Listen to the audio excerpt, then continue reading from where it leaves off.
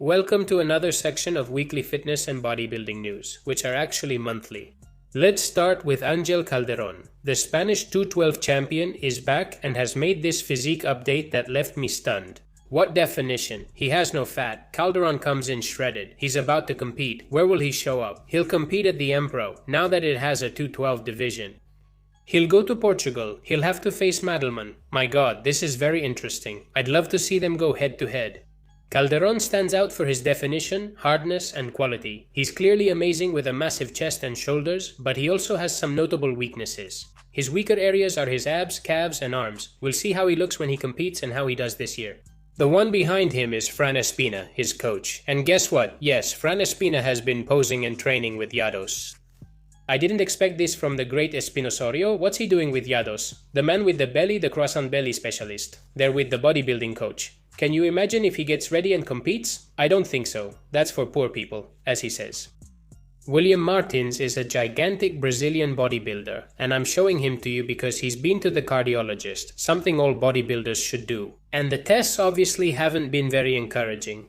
They measured his blood pressure, did an ultrasound, checked his heart, measured it so to speak, and he has significant hypertrophy in it. It's not functioning properly. His markers are pretty bad, and the doctor told him that his heart functions like that of a 60-year-old man, aside from the hypertrophy issue.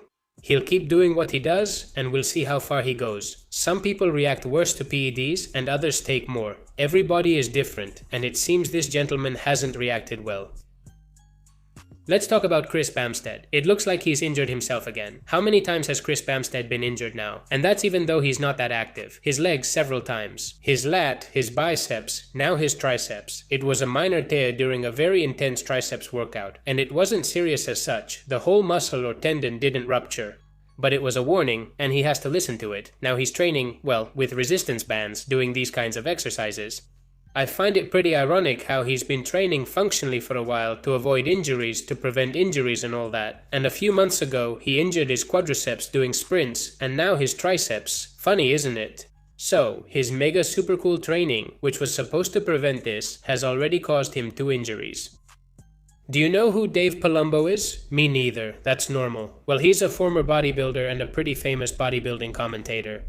Well, I've rarely seen him say anything that makes sense, and the one time he does, we have to bring it up. He discussed issues in women's bodybuilding, saying there should be a weight limit based on height, like in classic, so competitors don't appear too muscular. Some nearly look like open competitors. He suggested merging this category with the open ones, like Miss Olympia, which I found really interesting.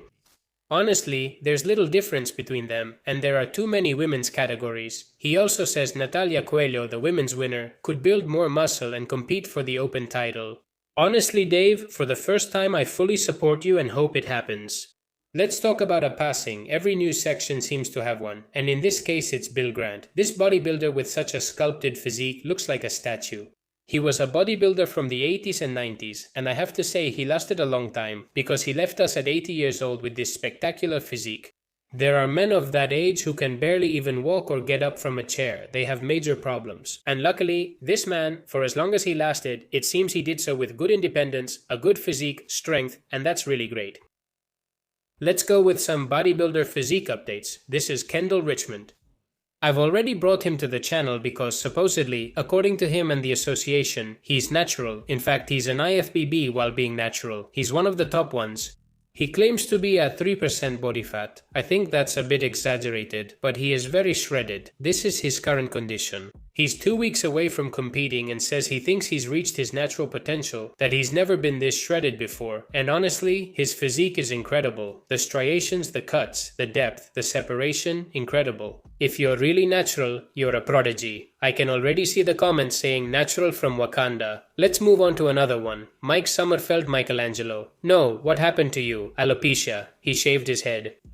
Now, how is he going to fake his weight? How are they going to measure him over his hair if he doesn't have any? This is the physique update he shared, where, as always, he looks monstrous for a classic.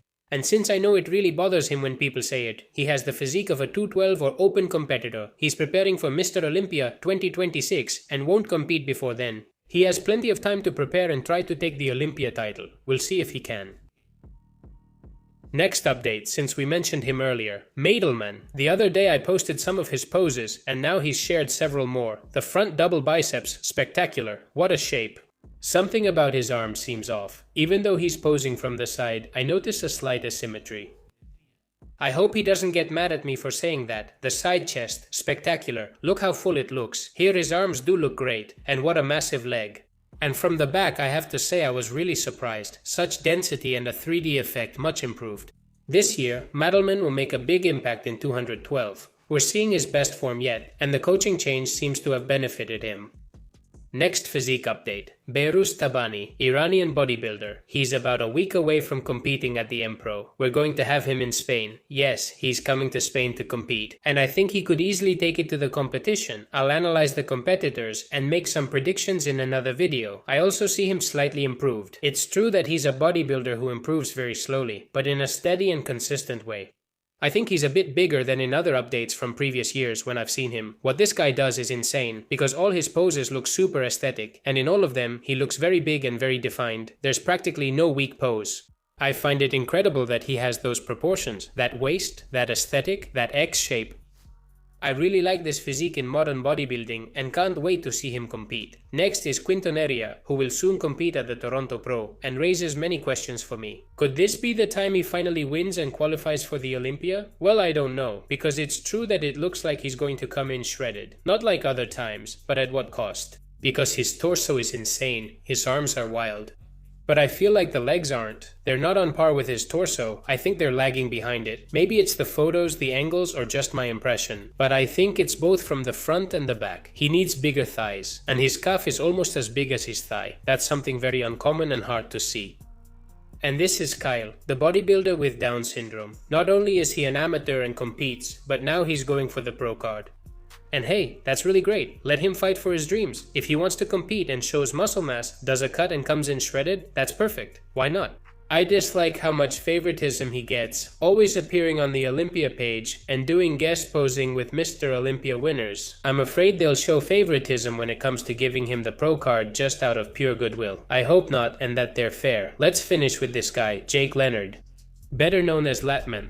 The Latman. He has a pretty good physique, honestly. The guy is big, he's very broad, and well defined. I like it, but we're not here to see his posing. We're here for his incredible acrobatics. It's been a while since I brought him up. He does breakdancing. And well, he does all kinds of flips. And it's impressive that with this physique he can do backflips, do the splits, and get up, or better said, fly, with such ease. As if he weighed 50 or 60 kilos, but the guy is huge. He must weigh 90 or 100. Defying stereotypes, I encourage you to check out the channel. I have a lot of interesting content. And if you're from Spain and want supplements at a good price, I'm bringing you a 10% discount at masmusculo.com with the link in the description of this video and the pinned comment. Code Aries. That's all. I'm signing off. See you in the next video.